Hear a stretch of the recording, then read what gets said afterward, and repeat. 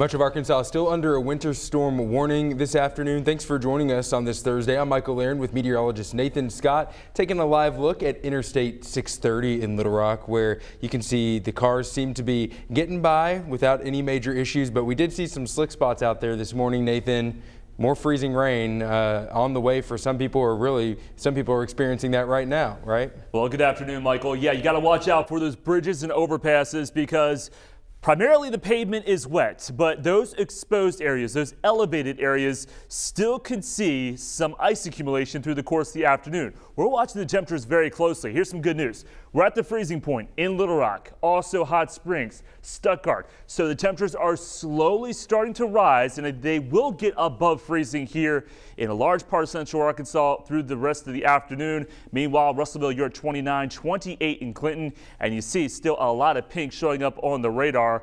So we still have some freezing mist or freezing drizzle not being picked up on the radar at this time, but there's more moisture off to the west, and it's going to build its way from west to east through the rest of the afternoon. So we'll have still some scattered freezing rain even here in the metro going into 1, 2, 3 o'clock time frame.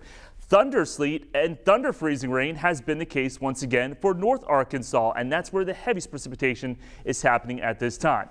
Winter storm warning still in effect for a large part of the state. Winter weather advisories in effect for southern parts of the state. And here's what you can expect through the rest of the day. Light pink area from Little Rock down to the south. The freezing rain will still be a threat until about 2 or 3 o'clock in the afternoon. For the rest of you in the hot pink area, Little Rock and off to the north, you'll have the chance of freezing rain and sleet all the way through the afternoon hours. Everything will move out of the state by 8 o'clock. Here in most of central Arkansas, we're done with the moisture around 4 or 5 o'clock. More sun, warmer temperatures are in the forecast for Friday. I'll have more on that coming up. And we are looking forward to that, Nathan. Thank you. As we wait for that winter weather to move out of Arkansas, a reminder to download the THV11 app. You can check radar and the latest forecast. We also have a live stream of all of our newscasts and special reports there. The app is free on the Apple App Store and Google Play. Winter weather, of course, always takes a toll on the road, so if you don't have to get out, don't. But if you do have to travel, it's important to check iDrive Arkansas before you leave. We have a look at the current conditions on state highways. It looks like Little Rock is seeing slush in some parts and patches of ice in others. We will talk with RDOT here in just a few moments. But first, we want to get out live to THV11's McKaylin Johnson. She is just north of Little Rock up in Faulkner County, downtown Conway. McKaylin, what are you seeing there? Hey there, Michael. You know, what we're seeing right now, unfortunately, are a lot more cars on the roads as the sun has come out. People are leaving their houses. But since people are doing that, I want to tell everyone right now that it is very important to proceed with caution if you are going to get on these roads. You just mentioned iDrive Arkansas, and I had just looked at it, and in Faulkner County, Conway, it's dark pink, which means ice patches. So if you're going to be getting along I-40, that's what you're going to be running into, and so you're going to want to either stay at home or go slow on those roadways. All day we've seen the slush that are on the sides of the roads, and some plows actually made it through earlier to kind of move them over to the side to clear the roadways here in downtown Conway. But lots of programs are still working to keep Arkansans safe. RDOT, Arkansas State Police, and the National Guard. The National Guard actually says they'll work as long as they're needed to help everyone out on the roads today. They're going to be out patrolling with the different troops north of I-40. And basically being an extra set of eyes and ears out there on the road, as well as helping any stranded motorists that might have had a mishap. Arkansas State Police and National Guard, they say they have around the clock shifts, and you know they're going to be doing this to keep everyone safe. And we want you to stay updated with us on THV11 on the app. And if you do need to leave your house, even though we're asking you to please stay inside, use iDrive Arkansas. They update their reports as they get them, so just check in there to see what the roadways are looking like. Whenever we were coming here early this morning, we even hit some rough patches on the road, so proceed with caution. Reporting live in Conway, McKaylin Johnson for THV11. McKaylin, thank you. The latest round of winter weather also creating some power outages. Right now, more than 40,000 customers are without power across Arkansas. The map shows eastern Arkansas is seeing the most of those outages, specifically Cross and St. Francis counties. We just got an update from Entergy in the last 30 minutes or so. They say that they've requested 500 people from out of state to assist in restoring power to people who have lost it. Governor Asa Hutchinson says he expects that number of outages to increase before it goes back down, and Entergy says the same. In a post, the governor thanked the electrical line crews who, quote, often work in the worst conditions to ensure we have power.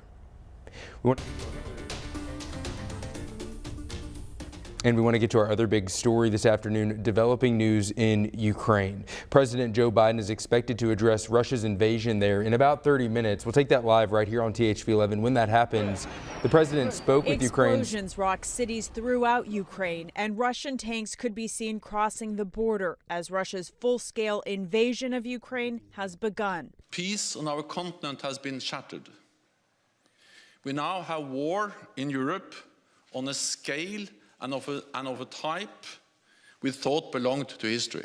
President Biden called the attack a needless act of aggression against Ukraine and global peace and security. He also said Russia alone is responsible for the death and destruction this attack will bring. This is unprovoked. This is killing civilians. This is definitely a war crime that President Putin will pay for. The president has warned of unprecedented sanctions against Russia in response. President Biden has said U.S. forces will not fight in Ukraine, but thousands of U.S. troops are positioned in nearby NATO member countries. NATO is now going to have functionally a border right up against a hostile Russia-controlled Ukraine. Thursday morning, cars lined up at the border checkpoint into Poland as people try to flee Ukraine any way they can. What are your immediate plans?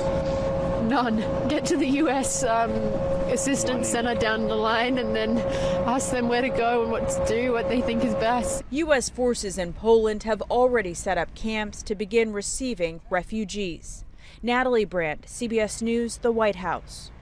The Air Force announced this morning it is also deploying 6 F-35 fighters to NATO bases in Lithuania, Estonia, and Romania to help bolster NATO defenses. Arkansas leaders are weighing in on Russia's actions this afternoon. Governor Asa Hutchinson tweeted this last night, saying, "An invasion of a sovereign nation cannot stand uncontested. I hope you'll join me in praying for the people of Ukraine and for a unified allied response."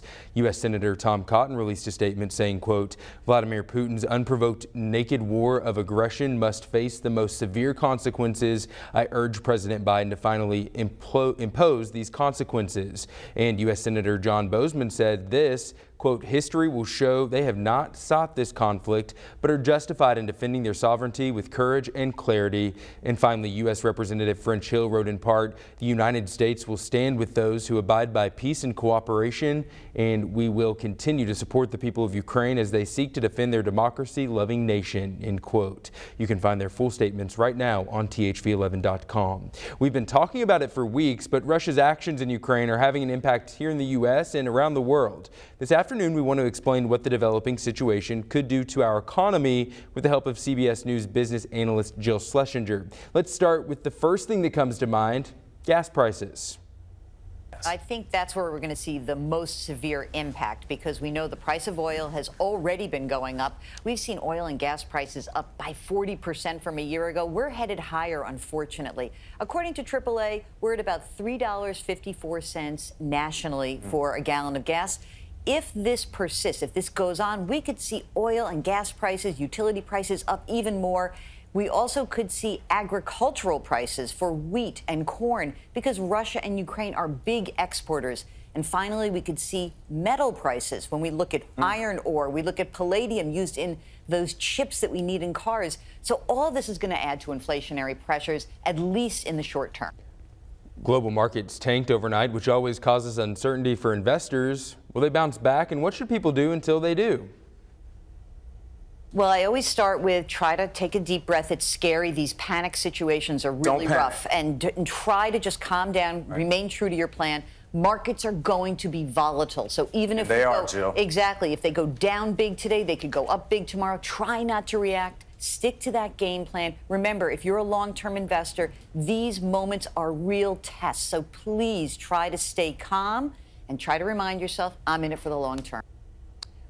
And finally, with inflation at the highest it's been in decades and people paying more for just about everything, what should we know as consumers? I think for consumers, just be prepared. We are going to see this level of high prices for a while, whether it's gas, whether it's oil, whether it's food, whether it's the chips for your cars. We are stuck with high prices at least for a few more months, and maybe for as much as 6 months, depending on how long this escalation lasts. We're following the situation in Ukraine closely. We'll have the very latest tonight at 5 and 6. And again, you can watch President Joe Biden's address this afternoon. It's set to start here in about 20 minutes at 12:30. We will have that on air and online. Nathan. Michael, another round of freezing rain and sleet is making its way in here from the west. This will be the final blast from this winter storm. I'll let you know how much more additional ice accumulation we could see next.